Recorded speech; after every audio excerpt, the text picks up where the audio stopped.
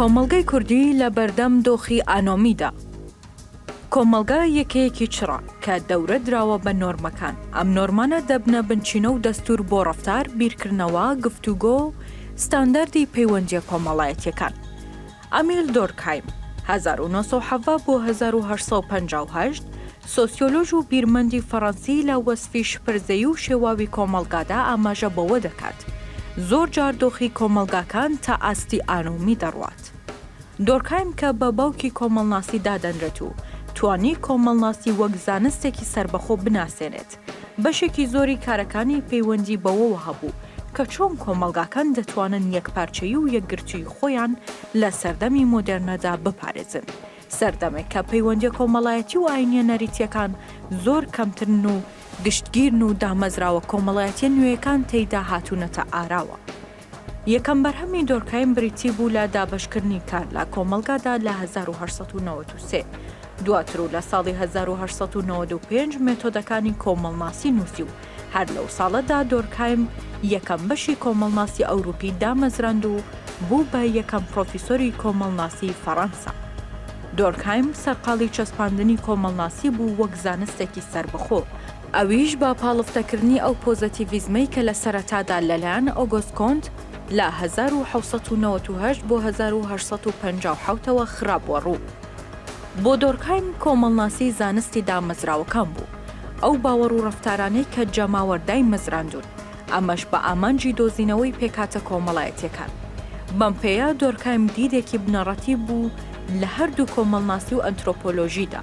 با بۆچوونی ئەو دەبێت زانستی کۆمەڵناسی گشتگیر بێت، بەو مانایانەی کە دەبێت لە دیاردە کۆمەڵایەتی گشتیەکان بکۆڵیتەوە، نەک خۆی بە سنوورێکی بەرتەسک و کردە تایبەتە کەسیەکانەوە خەریک بکات. تیۆریەکەی دۆرکهایم لەسەر ئانۆمی پەیوەست بوو بە تێکچوونی ستانداردە کۆمەڵایەتیەکان. کاتێک سیستەمێکی کۆمەڵایەتی لە دۆخی ئانۆمیدا دەبێت، بەها هاوبەشەکان و مانە هاوبەشەکان چیتر قبول ناکرێن و بەها و مانای نوێژ گەشە ناکەن. بە بڕوای دۆرکهایم کۆمەڵگەیەکی لەو جۆرە دۆخێکی دەرونی لە ئەندامەکانیدا بەرهەم دێنێت کە بەهەزکردن بە بێهودەیی و نەبوونی ئامانج و بۆشایی و کەمایەسی سۆزداری تایبەتمەندن. هەموو هەوڵێکیش بۆ چارەسەری بە بێسوودا دەنرێت، چونکە لە بنەڕەتدا پێناسەیەکی قبولکراو نییە بۆ ئەوەی شتێک پەسەند و خوازراوە. ئانۆمی دۆخێکە تیایدا هەموو بەها باڵەکان دابوونەریتەکان لە کۆمەڵگادا لە بەریەک هەڵدەوەشێن و چیتر کار ناکەن. چیتر نۆرم و بەهاکان ئاراستەی ژیانی کۆمەڵایەتی و سیاسی و کولتوری ناکەن، بەڵکو دۆخێک دروست دەبێت کە هاوڵاتیان ناتوانن جیاوازی لە نێوان ڕەفتاری باش و خراپ، ڕاستی و درۆ، بەرژەوەندی گشتی و تاکە کەسی، زمانی باڵە و زمانی نزمدا بکەن. لەم دۆخەدا هەموو بەها باش و خراپەکان تێکەڵ دەبن و جۆرێک لە شپرزەیی و شێواوی دروست دەبێت کە هاوڵاتی پێوەرەکانی چاکە و خراپەی بۆ نادۆزرێتەوە. لە ڕاستیدا یەکێک لەو کایانی بەرپرسیارە لە دروستکردنی دۆخی ئانۆمی لە کۆمەڵگادا کایەی سیاسەتە. سیستەمی سیاسی زۆر جار هۆکارە بۆ دروستکردنی شێواوی و ناڕێکی و تێکەڵکردنی و بێسەر و بەرکردنی دۆخی کۆمەڵگا. لێرەدا دەکرێت دۆخی هەڵبژاردن و بانگەشەی هەڵبژاردنەکانی هەرێمی کوردستان بە نمونە بهێنینەوە. ئەوەی لە بانگەشەی هەڵبژاردنی لایەنەکان بینیمان جگە لە زمانێکی نزم و بازاڕی و پڕ لە توند و تیژی، سەرشار لە جنێ و سوکایەتی بەوانی دیکە شتێکی تر نەبوو. زمانێک تیایدا هەموو بەها باڵاکان کەنارگیر دەکات و زمانی جنێ و سوکایەتی و زەبر دەبێتە ترێندی کۆمەڵگا و وێردی سەرزمانی گەنجان و لاوان کە لە دووەجاردا و بەهۆی دۆخی ئانۆمیەوە لاساییکردنەوەی ئەو ناڕێکیە دەبێتە فاکت و خۆلادان لی دەبێتە نەنگی.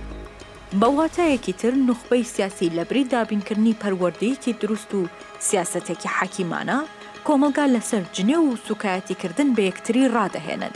ئەمەش سەری لە شێواوی و ناڕێکیەک دەردەچێت کە ئاسەوارە خراپەکانی هەروە ئاسان لەسەر کۆمەڵگا ناسرێتەوە. کۆمەڵناسی ئەمریکی ڕۆبێرت مێرتۆن ورتر بە دوای دۆخی ئانۆمیدا ڕۆیشت و بۆی دەرکەوت. ئەم دۆخە بە شێوەیەکی تون لە کەسانێکدا دەردەکەوێت کە دیدێکی قبولکراویان نییە بۆ ئامانجەکان. بە جۆرێک بۆ ئەوەی خۆیان لە شکست بپارێزن، دەست دەبەن بۆ بەکارهێنانی ئامرازە ناشەرعیەکان. ئەوەی کە بە درێژایی ڕۆژانی پرۆپاگەندەی هەڵبژاردن لە هەرێمی کوردستان گوزەرا، جگەل لە غەرقکردنی کۆمەڵگا لە دۆخی ئانۆمی زیاتردا هیچی تر نەبوو. ناڕەکی دەرونی کارکتەرە سیاسیەکان، زمانی شێوە و دەستەواژەی ناپەسەند، زمانی زبر و ئاسنزم، بێناوەڕۆکی و هاتنە خوارەوەی دروشمەکانی پرۆپاگەندا دەرخەری ئەو ناڕێکیە کۆمەڵایەتیەیە کە سەرچاوەکەی لە بێهودەییەکی قوڵ و نەبوونی دیدێکی هاوبەشی یەکگرتو دەردەچێت.